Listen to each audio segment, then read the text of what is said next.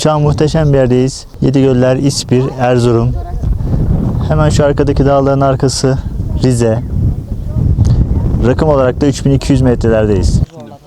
Dağda çok yakın gördüğüm ben canım çıktı orada. İnerken indik de. Bu patika yoldan aşağı doğru ineceğiz. Göz mesafesi olarak kısa gözüküyor ama biraz uzun. Çünkü göllerin etrafındaki insanları gördüğümde bayağı karınca gibi gözüküyorlar gerçekten. Patika biraz zorlu, kaygan, dikkatli inmek gerekiyor.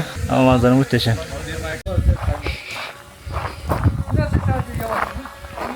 Bu patika yolu eşliğinde size biraz yolu tarif etmeye çalışayım. Rize tarafından geldik. Ovid Tüneli geçtik.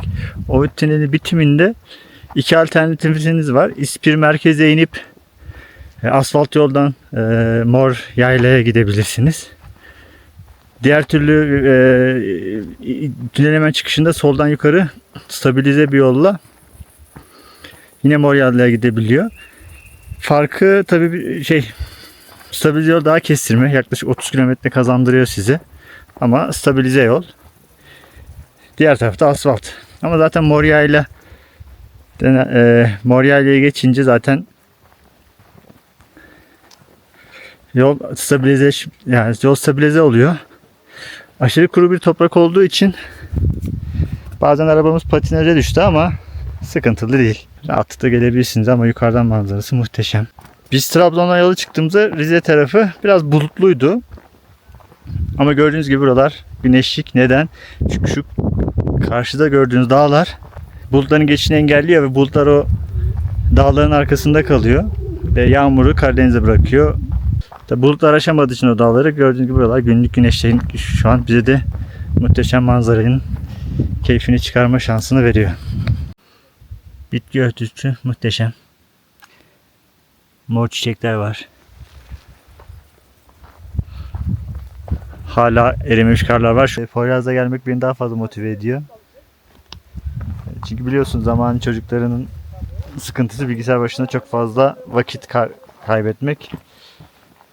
Ama doğada buluştuğumuz zamanlarda bilgisayar, telefon bunlara çok ihtiyaç duymuyoruz tabii ki doğal olarak. Bir şey söyleyeceğim. Şurası suyun kaynağı orada mı ya?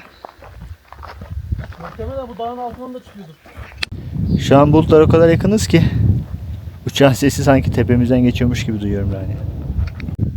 Evet, burası tam olarak kaynak. Gördüğünüz gibi doğanın altından sular buradan doğuyor ve bu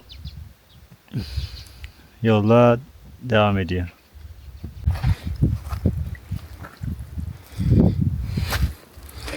Evet, bir sürü kaynağı daha.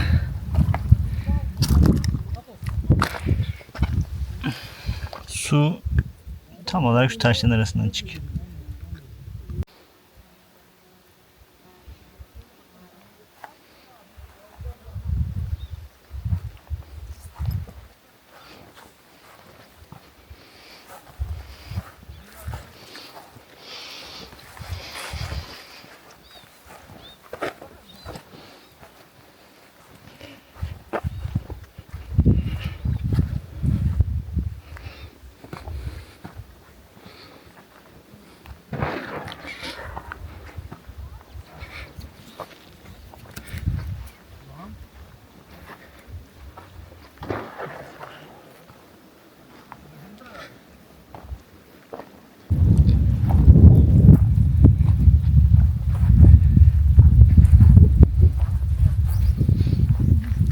Manzaralar muhteşem ya. Bu kelimeyi çok kullanıyorum ama yani her gördüğüm yer ayrı güzel olur mu?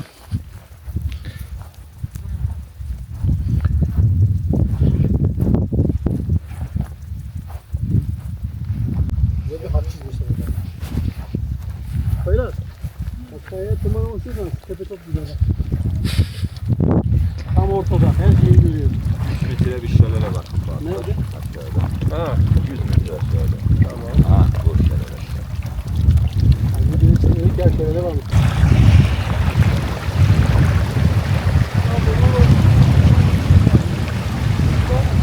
Aa, kar var. Ağustos ayında kar. Kar topu yap bakayım.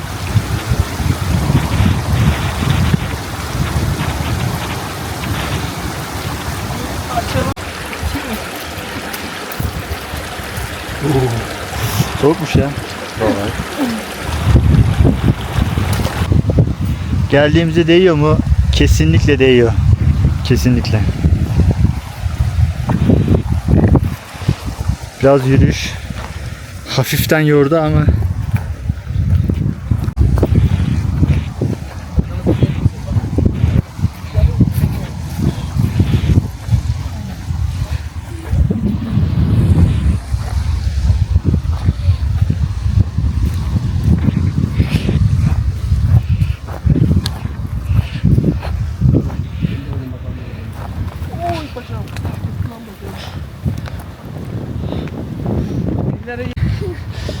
Poyraz az önce yok ben şu kayaya tırmanacağım, yok buradan zıplayacağım diyordu. Şimdi ne zaman döneceğiz diyor. Ama etrafa hani gösterdiysen ne kadar aslında yorucu. Bir de Şu neydi? kayaya tırmanacak işte. Deniz kenarından çıktık. Nereye kadar geldik? 3200 müydü burası? Ciddi. Tabii öyle olunca insan ne olursa olsun bir Yorgunluk hızlıca hissediyor. yoruluyor. Ya burada oksijen miktarı da az tabii ki. Onun Evet. etkisi var. Artı bir de bayağı yürüdük. Yürüdük, sağlam yürüdük. Yani görebiliyorsak şu karşıki tepenin Evet, şu tam parmağın ucundaki öyle mi? ya da Öyle şey mi? Dur. Poyraz'ın kafasının ucundaki. İşte ta oradaki iki aradan döndük. İki tane gölün yanından geçtik. Buraya kadar geldik. Dronları uçurduk. Şimdi yavaş yavaş geri dönüş yolculuğu. Okey.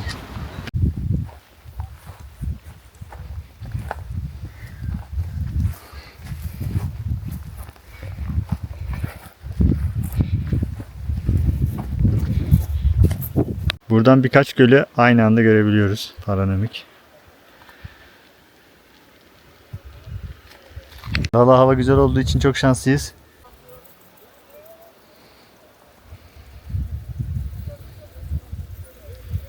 Vallahi medeniyetten ve insandan uzak olan yer temiz kalıyor.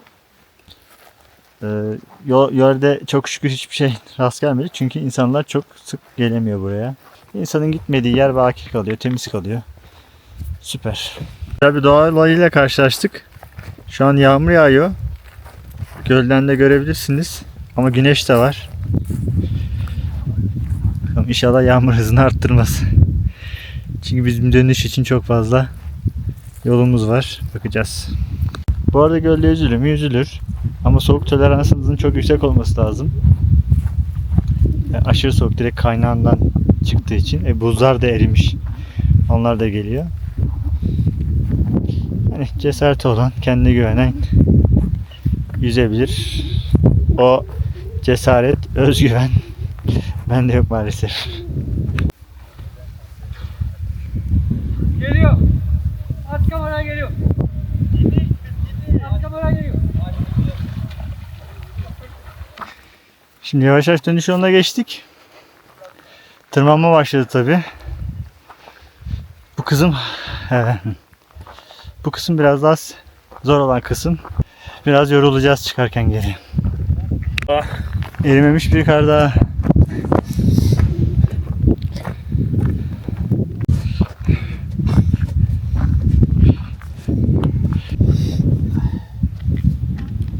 Yorgun savaşçı.